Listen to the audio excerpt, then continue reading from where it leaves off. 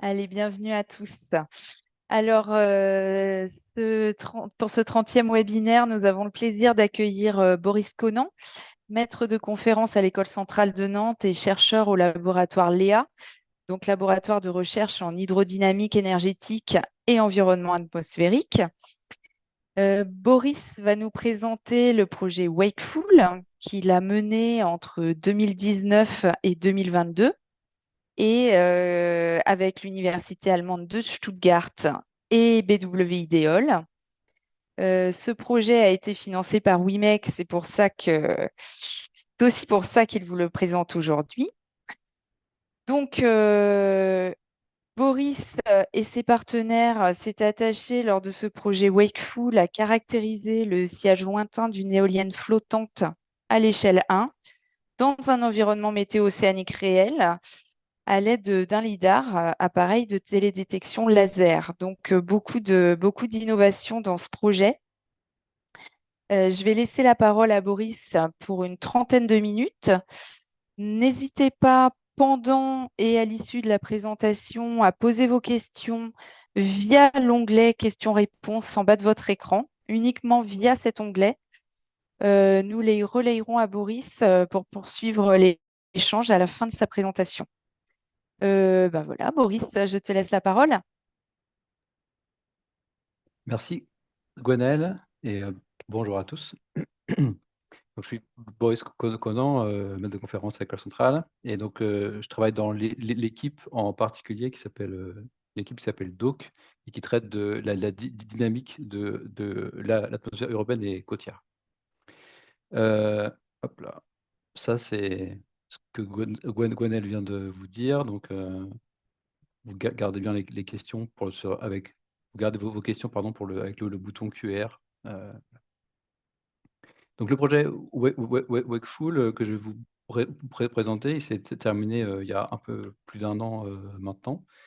Mes slides de présentation sont en anglais parce qu'en fait, la majeure partie des documents, ils sont déjà été faits en anglais. Ils ont été faits, en anglais parce qu'ils étaient en collaboration avec des partenaires, notamment allemands. Donc tous les documents sont en anglais. Donc si vous avez des questions aussi, n'hésitez pas à les poser en anglais ou en français, il n'y a pas de problème. Donc le projet Wakeful pour Wake and Unsteadiness Measurement and Analysis for Floating Offshore Wind Turbine using LiDARs. Donc on va voir que les objectifs de ce projet, ils étaient relativement larges et très, très ambitieux.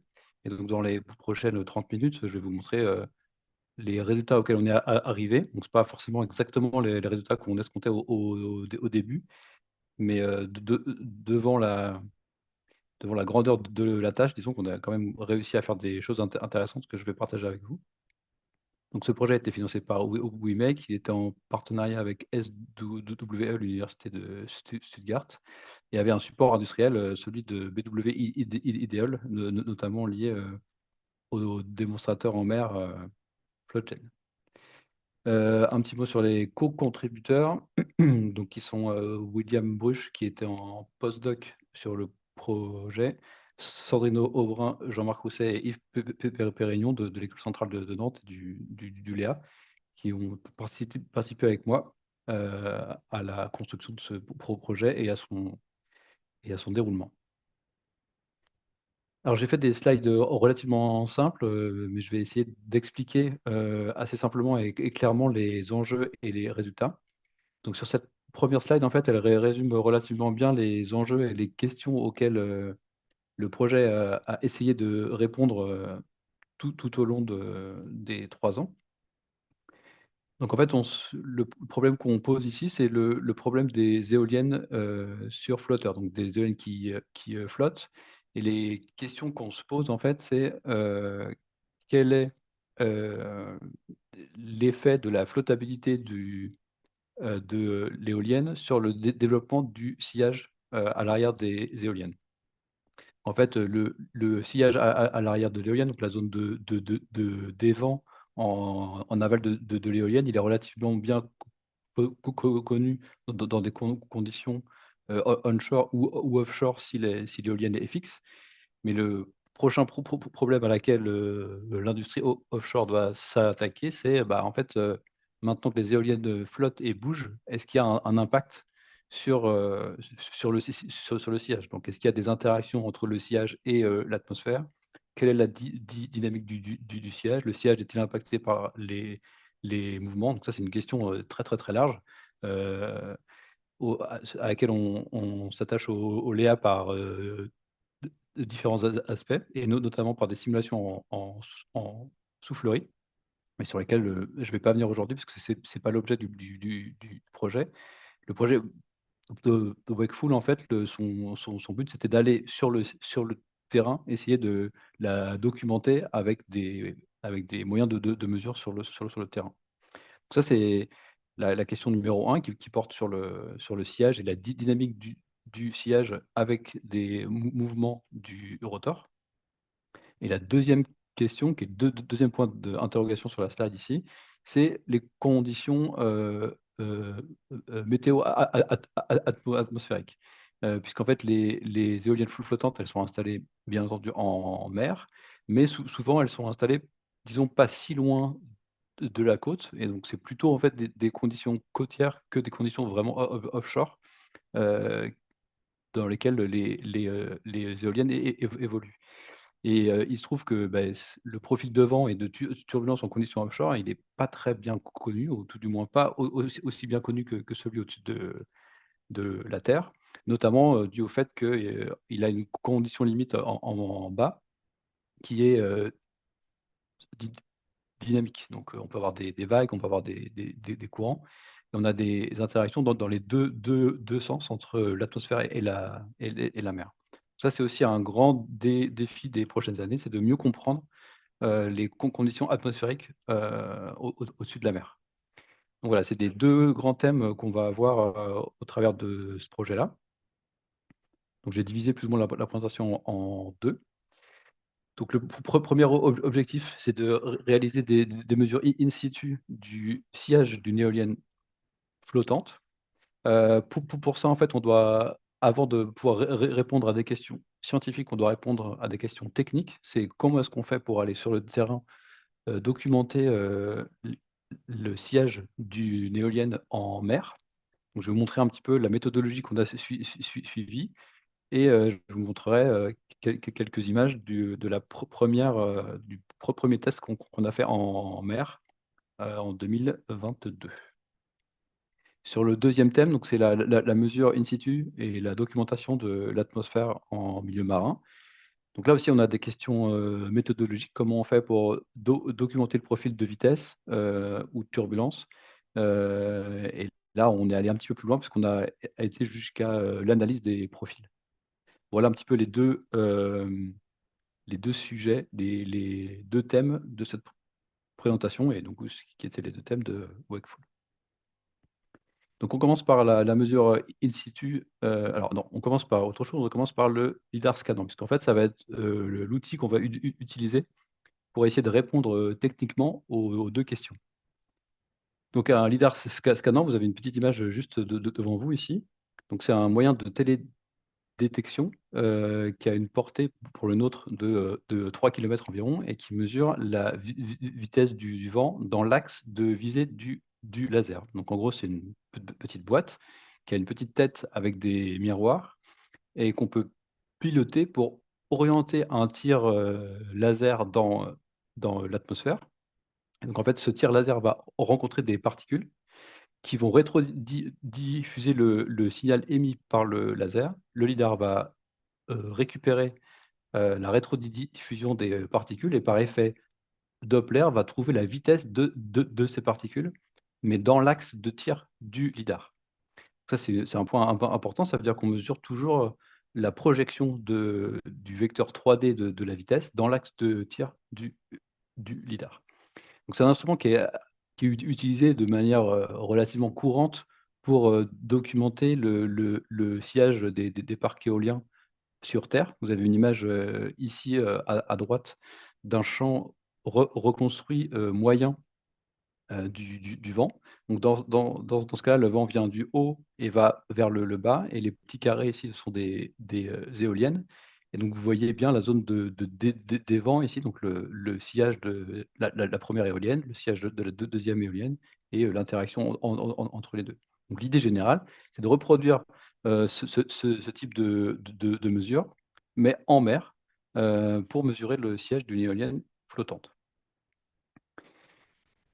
Ici arrive, la question, si on déploie le lidar en mer, sauf exception, on va être sur un support flottant. Si on est sur un support flottant, et ben, en fait, on va avoir un angle de roll et de pitch, c'est-à-dire qu'on va avoir un désalignement du lidar, avec l'horizontale, on va dire. Et si on fait une petite estimation très, très rapide, donc à droite ici, vous avez, le lidar sur un petit bateau. Notre cible de mesure, elle est située à 1,5 km. On l'atteint avec un angle d'élévation de 2 degrés à peu près. Et ben, si on a 5 degrés de roll sur notre support flottant, et ben, en fait, on va faire à la place d'atteindre notre cible, qui a une certaine hauteur, en fait, on va avoir un delta de hauteur de plus de 200 mètres. C'est-à-dire que juste avec le mouvement de roll du navire ou de la bouée, en fait, on va parfois tirer, presque 2 fois plus haut et parfois tirer sur la mer. En fait, on voit que cette manière de fonctionner là, ça va pas ça va pas aller. On s'attend déjà par anticipation à ce qu'on puisse pas faire de mesures, sans activer une compensation et en maintenant le lidar à l'horizontale.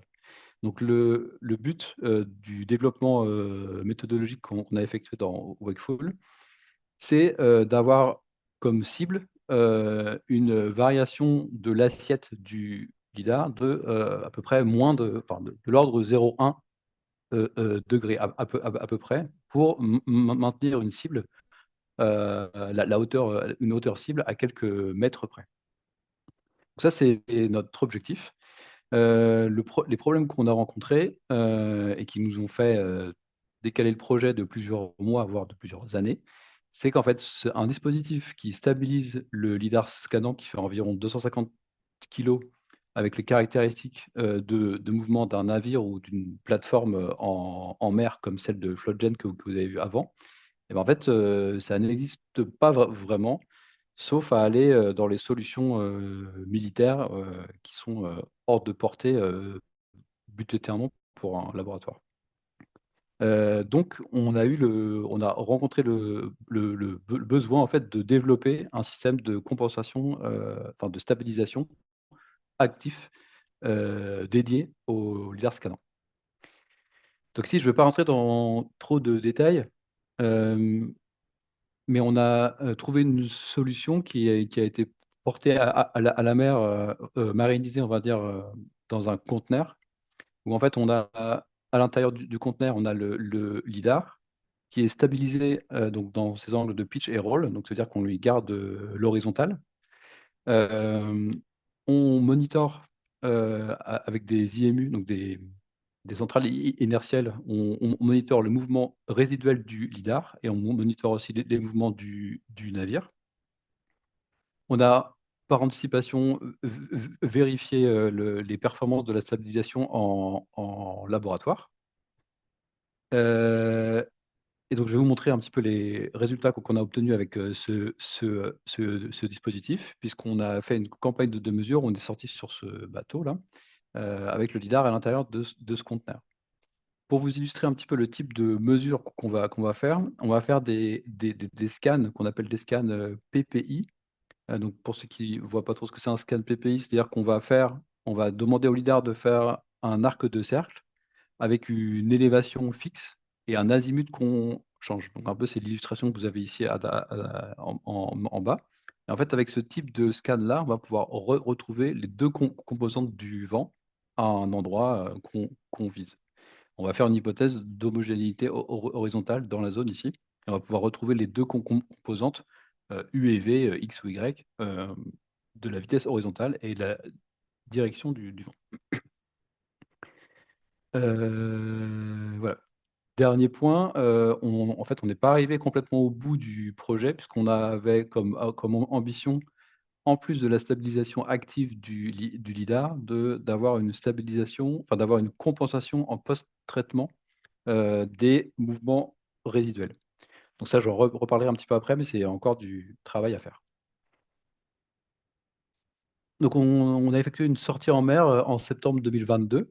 L'objectif était double. Premièrement, c'est d'aller à côté, du phare des Cardinaux, donc on est sorti à côté de chez nous, hein, en Sud-Bretagne, heu, pour aller mesurer à côté du phare des Cardinaux parce que ce phare est instrumenté depuis plusieurs années maintenant, avec un anémomètre ultrasonique 3D. Donc l'idée, c'est d'aller faire de la validation de notre, dispositif sur ce phare, puis après de passer quelques heures, à côté de Floatgen pour mesurer le sillage, de l'éolienne en opération sur le site d'essai, SEMREV. Les conditions de vent qu'on a rencontrées, c'est entre 5 et 14 mètres secondes. J'ai pas écrit là les conditions de vagues qu'on a rencontrées, mais c'était des conditions de vagues, relativement importantes. Pour vous donner une idée, le ici vous avez les informations sur le pitch et le roll. On a observé un pitch et un roll de entre 5 et 8 de degrés sur le bateau, et un heave, donc un mouvement à la verticale de 2 mètres environ. Donc c'est dans ces conditions-là qu'on a fait notre test de qualification. Alors là, je vais juste vous mettre une petite vidéo, ce sera mieux. Hop.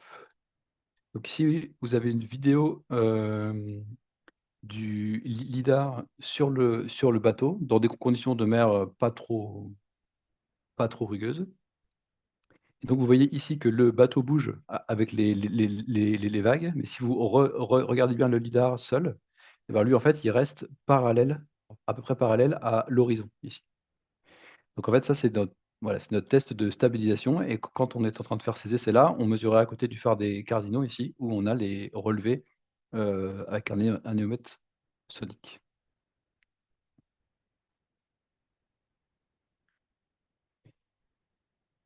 Donc ici, quelques résultats de cette campagne. Alors, je dois dire que cette campagne est arrivée tard dans le projet Wakeful, donc on n'a pas eu forcément on n'a pas eu tous les moyens, humains pour aller jusqu'au bout de l'analyse, puisqu'on est arrivé en fin de projet.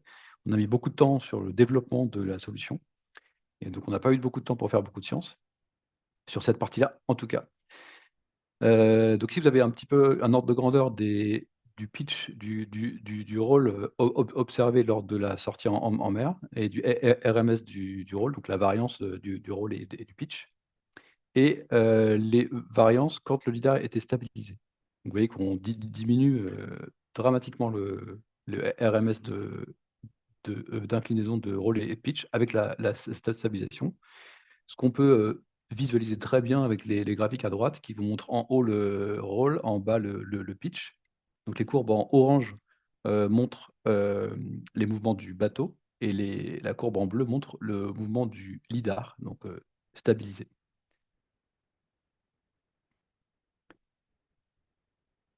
Ici, je vous donne 2 exemples de scans de lidar dans des conditions où il était stabilisé à droite ou non stabilisé à gauche, dans des conditions de vent à peu près similaires. Donc en fait, ça, c'est un peu une vérification de notre hypothèse de base qui était que de toute façon, on ne pourrait rien faire si on n'a pas de stabilisation. Donc là, en fait, on démontre ici que si on n'a pas de stabilisation, en fait, parfois le tir du laser, tape la surface de la mer et vous voyez ici même des ondulations, pardon. Des ondulations sur la couleur ici, c'est la vitesse du vent, radial qui est mesurée. Donc on voit des ondulations ici qui montrent bien, l'effet du mouvement du navire. Alors qu'à droite, quand le lidar était stabilisé, bah, on voit que là, on a une disponibilité des mesures qui est bien plus importante et une homogénéité aussi beaucoup plus importante, donc c'est ce à quoi on s'attend. Pour aller un peu plus loin dans la qualification de la méthode de stabilisation, vous voyez ici un petit exemple, alors c'est relativement court, mais c'est quand même assez parlant.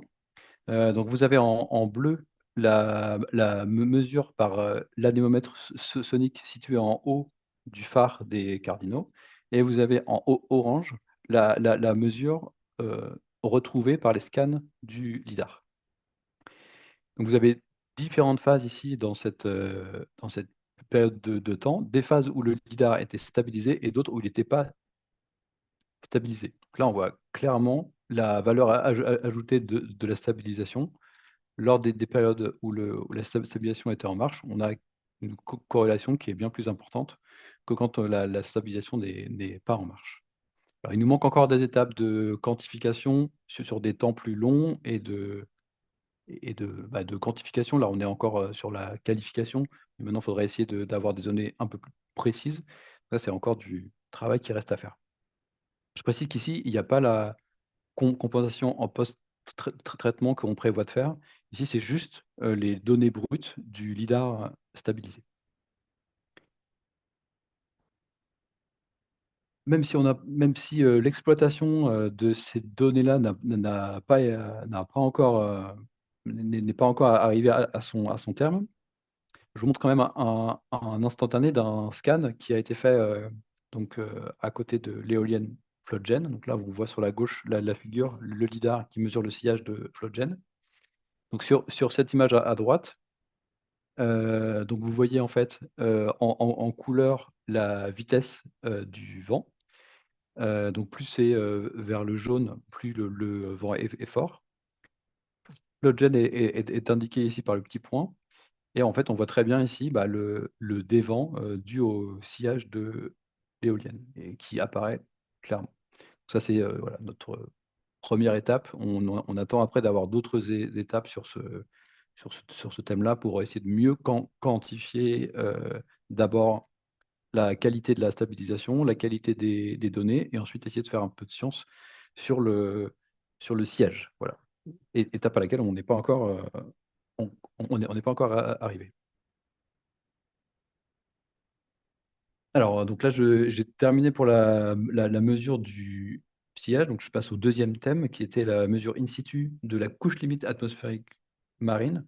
Donc je vais assez vite ici, mais ça a été, reconnu comme un des grands challenges scientifiques pour le développement de l'éolien flottant. Pour information, la distance moyenne en Europe, des éoliennes offshore installées, c'est inférieur à 20 kilomètres. Ça veut dire qu'on n'est pas si loin de la côte, en fait, et on a des interactions avec la côte qui peuvent ne pas être nulles ou ne pas être à négliger. Donc, un petit mot sur la méthodologie qu'on a utilisée. On a encore une fois utilisé le lidar scannant et en fait, on a utilisé le lidar scannant, depuis la côte pour mesurer en mer. Donc vous avez le petit schéma, en bas à gauche ici. Ça, c'est la péninsule du Croisic, la presqu'île, c'est peut-être pas une péninsule quand même, le Croisic et où vous avez le point rouge, c'est le lidar scannant et le triangle ici, c'est la zone où on a fait les mesures. Donc l'idée en fait, du déploiement ici, c'était de reconstruire un mât virtuel à quelques kilomètres de la côte, en utilisant le lidar scannant en mode, PPI, donc en faisant des scans encore à l'horizontale. L'hypothèse qu'on fait, c'est que le vent, il est homogène durant le scan et donc en fait, on peut écrire cette équation-là qui est l'équation de la vitesse radiale du vent en fonction des composantes UV et W, donc 3D du vent et des angles de azimut et élévation.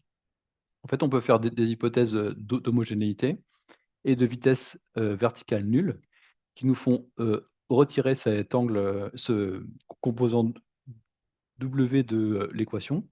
À chaque instant, on connaît la vitesse radiale, on connaît les 2 angles et nos inconnus sont U et V et donc en fait, on peut faire un fitting en fait de la vitesse radiale ici en Y en fonction de l'azimut. On met tous les points de mesure ici et en fonction de ce fitting et ben, on va retrouver U et V. Donc on peut faire ce traitement à différentes altitudes et se retrouver avec un mât virtuel. Donc ici, vous avez en gris les différentes altitudes auxquelles on a fait des mesures. Et donc si on prend qu'un point par scan, on a le profil, orange que vous avez ici. Donc ici, on a fait 6 scans, donc on aurait 6 points. 1, 2, 3, 4, 5, 6 ici, le long de la courbe, orange. En fait, nous, ce qu'on a fait, c'est qu'on a aussi utilisé, on a profité en fait de, l'angle du scan pour estimer la vitesse à d'autres hauteurs. Quand on fait ça, on fait forcément aussi une hypothèse sur, une homogénéité, suivant X. OK? Donc ça, c'est quelque chose qu'on a validé, dans une publication qui est en cours de revue. Et donc avec tous ces points-là, en fait, tous les points en bleu, on arrive à refaire un profil de vitesse entre une vingtaine de mètres à peu près et 450 mètres au-dessus du niveau de la mer, avec 25 mètres avec 25 points entre 20 mètres et 450 mètres. Et le mail, il est reconstitué, bah, entre 1 et 2 kilomètres de la côte à peu près. Et donc on mesure bien au-dessus de la mer, proche de la côte, à 1,5 km de la côte environ. On a fait ces scans-là pendant environ 7 mois en 2022 et donc on a pu en tirer des, statistiques. Alors je vous montre ici un exemple pour illustrer un petit peu ce que ça peut donner. Donc à gauche, vous avez, sur le graphique, sur X, vous avez, le temps. Donc là, c'était la nuit entre le 26 et le 27 mai 2020. Oui, j'ai dit des bêtises, c'était en 2020. Heu et donc ensuite, donc ici, vous avez les heures. Sur Y, vous avez la hauteur au-dessus du niveau de la mer et la couleur, bah, c'est simplement la vitesse du vent horizontal. Et donc ici, vous voyez, donc plus c'est jaune, plus c'est fort. Donc ici, en fait, vous pouvez voir que dans la nuit, donc entre 22 heures et 6 heures approximativement, vous avez donc peu de vent au sol, une augmentation du vent avec la hauteur, ce à quoi on s'attend, puis ensuite une décroissance de la vitesse avec la hauteur. Là, on a extrait un profil ici vers, 1 heure du matin, vous voyez à droite. Ça, c'est ce qu'on appelle un jet de basse couche. Donc c'est pas, quelque chose qui est forcément prévu par la théorie de Moïse-Nabokov, mais c'est des choses qu'on observe sur le terrain. C'est pas tout à fait, nouveau, d'observer ça en mer, mais la question c'est d'où ça vient. Donc voilà, donc on a essayé de travailler sur l'analyse de ces données, sachant qu'on a à peu près, 7 mois de profil qui ressemble à ça. On en a un toutes les 10 minutes. Alors je vais aller relativement vite, parce que déjà le temps avance et vous pourrez retrouver ça dans une publication qui est en discussion, mais qui est déjà publique. On a fait ici à gauche, des statistiques sur le wind shear. Donc on a fait le wind shear, hem, au travers d'un rotor d'une éolienne potentielle de 15 mégawatts. Donc ici, en fait, vous voyez la répartition des coefficients de shear observé. Donc, ce qu'on a généralement en tête, c'est que, bah, on est entre 0,14, 0,12, 0,14. En fait, ici, vous voyez toute la diversité de coefficients de Sher qu'on peut observer, qui va même dans le négatif et qui peut aller très haut, qui peut aller jusqu'à même 2. On a observé des alpha, supérieurs à 2. Ici, vous avez une, répartition du wind shear, en fonction de la direction du vent et donc ce qu'on voit, c'est que les wind shear élevés, c'était plutôt des vents qui venaient de la terre et les wind shear plus, faibles, c'est plutôt des vents qui venaient de la mer. Bon, c'est quelque chose de assez classique, mais ça veut dire qu'à 2 kilomètres, on a encore un très fort effet de la terre. Voilà, ça c'est une idée de la répartition en pourcentage des wind shear, négatifs, 14 du temps, des wind shear relativement faibles, donc entre 0 et 0,14, 45 du temps, wind shear moyen entre 0,14 et 0,2, donc qui reste encore dans de l'IEC, même si c'est de l'IEC onshore. Et après les high wind shear et extreme wind shear ici, on est au-delà de 0,2. Donc on est, dans des wind shear quand même super élevés et là, bah, on a presque 30 du temps. Ensuite, on a analysé les jets de basse couche, donc c'est, un pic dans le profil de vent et donc on en a observé à peu près 15 du temps sur la période, d'observation et ils venaient principalement de la Terre et la nuit. Ce qui nous porte à croire à conclure que en fait, ces jets de basse couche, ils sont générés sur la Terre et ensuite ils sont advectés en mer et on les voit encore à 2 kilomètres de la côte. même si les conditions de stabilité en mer, elles sont pas vraiment cohérentes avec un jet de basse couche. La couche limite n'a pas eu le temps d'opérer sa transition. Sur la droite, vous voyez, en hachure, une idée d'une potentielle éolienne de 15 mégawatts et la hauteur, la répartition des hauteurs des, jets de basse couche. Et donc vous voyez on a toujours, pour ce site-là, un jet de basse couche qui rentre, en plein dans la zone du rotor. Alors il voilà. Alors j'ai bientôt fini. Alors, c'est une dernière chose, c'est, des mesures qu'on a fait en 2022, encore, au Croisic, encore depuis la Terre, encore avec le lidar scannant, mais cette fois-ci, à la place de faire des tirs à l'horizontale, on faisait des tirs à la verticale. On faisait des tirs qui allaient du bas vers le haut à différentes azimuts. Et qu'est-ce qu'on voit ici?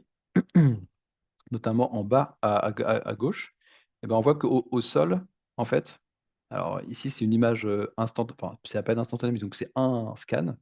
Ben, ici, qu'est-ce qu'on voit, en fait? En bas, on voit l'effet des vagues. L'effet des vagues qui va générer des survitesses ou des sous-vitesses. Et donc ce qu'on a essayé d'étudier à partir de ces mesures qu'on a moyennées, ici, ce que vous voyez en haut, c'est une moyenne à 30 minutes. Donc ce qu'on a essayé de regarder, c'est quelles étaient les caractéristiques de la couche limite, atmosphérique, donc notamment UV étoile, la vitesse de frottement qui est liée au flux de quantité de mouvement dans la couche limite. Et donc en fait, ce qu'on a pu voir, c'est que suivant le type de vague, en fait, on allait avoir, un U étoile qui allait changer, donc une pente de la loi log qui allait changer. Donc ça, c'est des travaux qui sont en cours et qui ont bien avancé maintenant en 2023-2024, mais sur d'autres projets. Mais, le projet Wakeful nous a permis d'initier, en fait, cette thématique-là et de commencer à montrer, l'intérêt du lidar scannant pour, étudier les interactions vent-vague. J'en suis à ma conclusion, heu, que j'ai pas très bien écrite. Mais en gros, ce qu'on a, réussi à faire, enfin, si je dois faire un petit bilan du projet de Wakeful, c'est qu'on a, développé un moyen de mesure du sillage des éoliennes flottantes en mer. On a commencé à le qualifier. Mais on n'a pas terminé, mais c'est déjà une énorme avancée parce qu'il y a 4 ans, on était, un peu, c'était un peu une déconvenue qui est on n'ait aucune solution pour porter un laser scannant en mer. Donc on est quand même, très content de ce résultat-là. Heu, Ensuite sur la documentation, du profil de vent en mer, bah, on a aussi beaucoup avancé. Donc on a un article qui est en cours de révision sur, la ressource en vent, offshore et un autre en préparation sur l'effet des vagues. Et donc ça, l'interaction des vagues et de, l'atmosphère sur enfin, proche de la surface, c'est un sujet, qui est maintenant, enfin sur lequel on travaille beaucoup dans notre équipe. Je peux noter, 2 projets qui sont actuellement en cours. Un projet Carnot-Mer Explore qui nous a permis d'aller beaucoup, beaucoup plus loin dans les interactions, air-mer. Peut-être on aura une autre occasion, de présenter ça, où là on va vraiment dans la physique et dans la science. Et un projet ADEME, France Atlantique, qui s'attelle aussi à la modélisation, méso-échelle, des effets de la côte, donc notamment avec, les brises thermiques, et la transition terre-mer. La question, c'est par exemple les jets de basse couche qu'on a observés à quelques kilomètres de la côte, jusqu'où ils vont? Est-ce qu'ils sont maintenus? Est-ce qu'ils s'éteignent ou est-ce qu'ils sont maintenus? Voilà, c'est à peu près les questions, heu, qu'on a actuellement. Voilà, moi j'en ai terminé avec la présentation. Je suis ouvert à toute question. Merci beaucoup, Boris. Pour l'instant, il n'y a pas de questions, ce qui montre la clarté de la présentation. Alors, il y a quelque chose qui n'était pas clair, c'est que j'ai complètement oublié de me présenter au début. Donc, pour ceux qui ne me connaissent pas, quand même, je vais rectifier l'erreur. Donc, je suis Gwenaëlle Le Goff, je suis chargée du développement de la recherche de WIMEC et à ce titre, je suis, d'un point de vue scientifique, tous les projets financés par WIMEC. Voilà. Alors, moi, j'avais une petite question. Boris, vous avez beaucoup travaillé là sur la partie technique, en fait, sur la partie stabilisation de votre lidar. D'ailleurs, j'ai eu l'occasion de voir le dispositif transporté dans une remorque. Vous avez fait preuve de beaucoup d'ingéniosité. Euh, Qu'est-ce que ça vous apporte, le fait de pouvoir emmener le lidar en mer de façon stabilisée? J'imagine que c'est beaucoup plus simple d'installer des mâts un peu partout. Ouais, en fait, donc c'était en effet une déconvenue pendant de nombreux mois, en fait, au début du projet. Le fait qu'on n'ait pas de solution sur étagère sur le marché pour pouvoir aller faire nos mesures de sillage en mer. Donc, ça nous a coûté pas mal d'efforts pour développer ce système de stabilisation. Et je pense qu'on en est, on n'en a pas encore vu toutes les performances, puisqu'on n'a fait qu'une sortie en fait de 3 ou 4 jours. Et donc en fait, il faudrait qu'on recommence ce type de sortie-là, on a encore peut-être des travaux sur la fiabilisation aussi de ce dispositif. Mais l'idée, c'est qu'il soit relativement, enfin qu'il soit assez autonome. Et en fait, notre idée initiale, c'était d'installer un lidar scannant stabilisé sur la plateforme FloatGen, qui a beaucoup moins de mouvement qu'un bateau, en fait. Donc, en fait, on est plutôt très content des performances qu'on a eues, puisque le, le bateau bouge beaucoup plus par rapport à la plateforme qu'on a prévue. Donc, on est plutôt content de nos résultats à cet égard. Merci Boris. Alors, on a une question, on a des questions de Ludo Servet-Aïna qui demande d'une part si le jet de basse-couche est juste lié à la brise. Alors, je vais répondre, que probablement non, mais c'est des travaux en cours. Donc en fait, ce qu'on observe ici, donc en fait, pour bien comprendre le jet de basse-couche, il faudrait qu'on ait une vision, beaucoup moins locale, en fait. Là, on a vraiment juste un profil à un endroit. Pour le comprendre, il faudrait qu'on ait une vision beaucoup plus globale. C'est des choses qu'on est en train de faire en simulation, méso-échelle. En fait, le jet de basse-couche, il a priori rien à voir avec la brise. Il est vraiment généré par des conditions stables au-dessus de la Terre. Donc là, on est en mai, donc on peut imaginer une nuit avec une nuit claire, en fait, et donc avec un refroidissement assez important de la surface de la Terre, et qui peut générer ce type de jet de basse-couche sur Terre. Notre question, c'est pourquoi est-ce qu'on le voit encore si bien à 2 kilomètres en mer et sans trahir trop de secrets, en simulation, on le voit encore plus loin, en fait. Et donc il y a pas mal de choses qui sont en jeu là-dedans, mais a priori pas vraiment des brises thermiques, même, a priori on n'est pas dans un régime de brise, pour ces journées-là la nuit, a priori. Et donc c'est vraiment, une transition, c'est vraiment un jet de basse couche généré sur Terre et qui est advecté au-dessus de la mer. Et il y a probablement des jeux de changement de rugosité de surface et autres qui font que ce jet, en fait, il est pérennisé. Mais ça reste des questions ouvertes. Et des brises, alors là, j'en ai pas mis, mais on observe énormément de brises sur ces journées-là aussi. Des brises qui se développent, en début de matinée et jusqu'à la fin d'après-midi. Et les simulations nous montrent que les brises, parce que nous, notre question, c'est sur la micro-météo en mer. Et donc, en fait, on observe les brises thermiques le jour. Elles remontent jusqu'à 50, voire 60 kilomètres en mer. Donc, quand on est encore 60 kilomètres en mer, on voit ces brises on voit l'effet de ces brises l'après-midi avec une inversion de la direction du vent. Ouais, donc ça, ce sont des informations qui vont beaucoup intéresser les développeurs de champs. Est-ce que vous avez pu aussi regarder les effets des courants? Alors, ici, on est sur un site, donc ici, on était sur le site un petit peu au large du Croisic. C'est pas un site où il y a beaucoup de courants. Donc on a regardé avec les données méso et les données de bouée s'il y avait des courants importants. Là, en fait, dans les cas qu'on regarde, il n'y a pas d'effet du courant. Disons qu'il est ou s'il est là, on le voit pas on le voit pas en premier ordre. Et en fait, on est en train de faire des campagnes de mesure beaucoup plus précises sur l'interaction entre l'atmosphère et l'océan à Belle-Île avec le lidar aussi. Et là, on mesure vraiment les premières couches de l'atmosphère. Et ça fait partie de notre to-do list de regarder lorsqu'il y a du courant, si il y a une modification des caractéristiques dynamiques de la couche limite atmosphérique.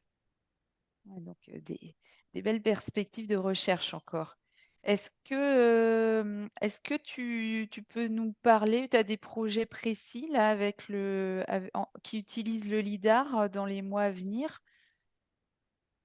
Des projets dont tu peux nous parler, bien sûr. Ouais, oui, donc on a le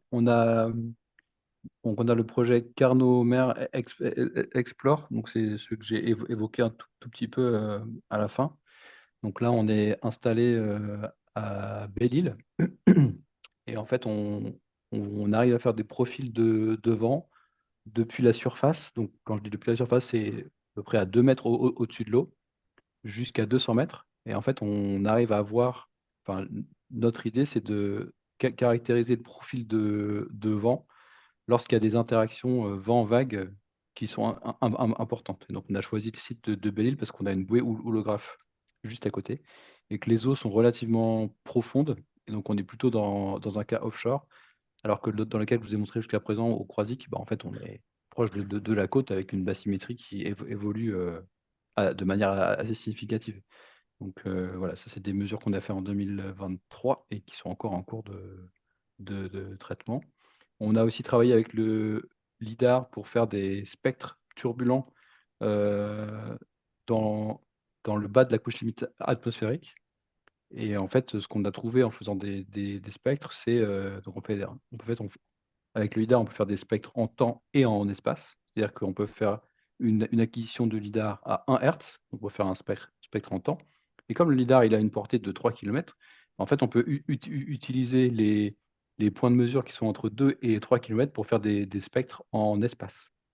Et donc, en fait, en combinant les spectres en espace et en temps, eh ben, on voit une signature spectrale, donc un pic énergétique, qui suit la loi de dispersion des vagues dans les premiers mètres de l'atmosphère. Ça, c'est aussi des choses qu'on a fait assez récemment et sur lesquelles on continue de travailler.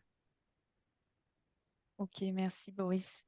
Alors, on a Marion Huchet qui nous pose une question, qui dit elle a bien compris qu'il y a eu un manque de temps à un moment dans l'étude pour exploiter à fond les données, notamment concernant le post-traitement de ces données. Est-ce que tu peux nous parler un petit peu du post-traitement, Ouais, les idées que vous avez là-dessus? ouais. Alors,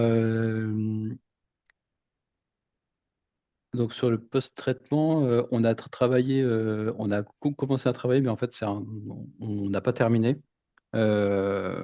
L'idée, en fait, c'est à partir des données de déplacement résiduelles du lidar, et ben de les compenser juste par de la cinématique, en fait, hein. On regarde juste la cinématique du point où on regarde.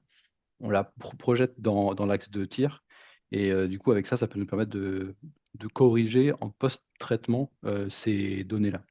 On imagine que ça va améliorer les résultats, mais on est plutôt content du fait d'avoir anticipé surtout le fait que si on n'avait pas de stabilisation, ça sert à rien de faire, la composition en post-traitement, en fait, parce que les mesures sont presque pas exploitables. Donc là, on est probablement dans la correction à un ordre, à un niveau de précision plus important. Et donc, on aimerait bien continuer sur ces questions-là, mais pour l'instant, je vous avoue qu'on n'a pas de projet qui puisse financer ça.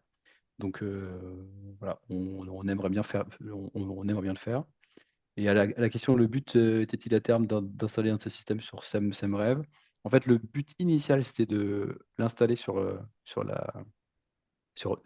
l'éolienne, FloatGen. Bon voilà, on a besoin d'un cadre de projet pour pouvoir continuer ça.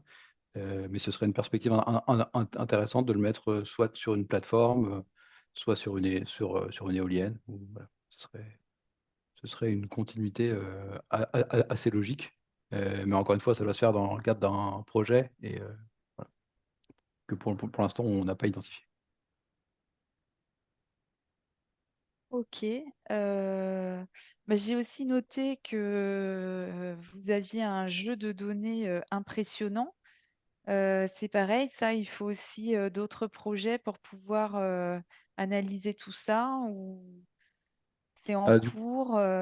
Sur les profils de vent, atmosphériques, on a pas mal avancé, donc on a une publication dans Journal of, dans Wind Energy Science qui va probablement sortir dans pas longtemps, où on analyse quand même déjà pas mal ces données-là.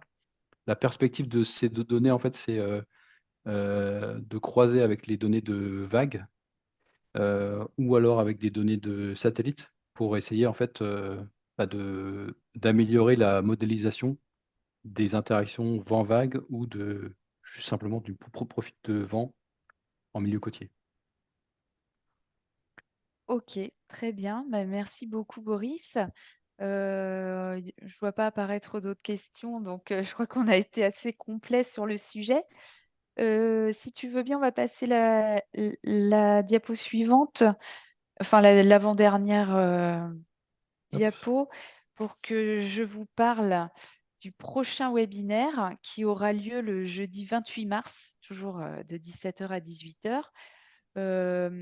On vous présentera cette fois-ci les appels à projets de nos partenaires, donc le pôle mer Bretagne-Atlantique et le GIS EMIN, c'est-à-dire le groupement d'intérêt scientifique qui est lié au parc Yeux-Noirmoutier. Excusez-nous, on a fait une erreur, c'est EMIN, c'est pas EMIM, c'est pas grave. On va essayer de vous montrer la complémentarité entre les différents dispositifs de soutien à la recherche sur les énergies marines renouvelables en Pays de la Loire. Donc, n'hésitez pas, on va vous envoyer le lien d'inscription comme d'habitude. N'hésitez pas à vous inscrire. Et juste pour terminer, si tu peux passer la dernière diapo, je vous rappelle juste, n'hésitez pas à nous contacter, n'hésitez pas à consulter notre site internet et également notre chaîne YouTube sur laquelle le replay du webinaire sera disponible très prochainement. Donc, merci beaucoup de nous avoir suivis et puis à bientôt pour un prochain webinaire. Au revoir à tous.